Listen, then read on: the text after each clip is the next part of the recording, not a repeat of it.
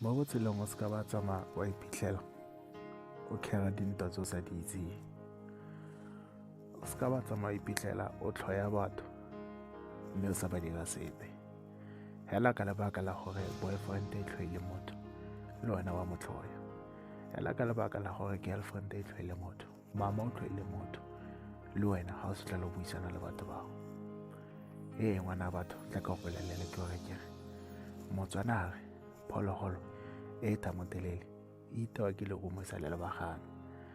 Le wena batho ba ba tla utlwana bao, ba tla feletsa ba utlwana ba tshega go nne monate go sa le wena o le sekgopi se o sa se itseng.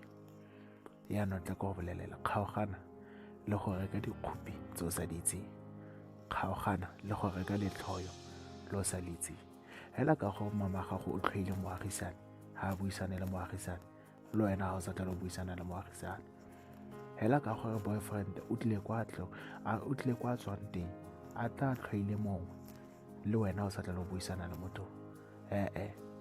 Ga se botshelo so seo, ke a go bolelela bo tlile go utlwana tsatsi leo, wena o sala o tshwere sekgopi se o sa se itseng. Hela ka gore colleague ya gago ga e batle manager ya gago, ga e batle director, ga e batle supervisor, le wena o kgera nto o sa itseng.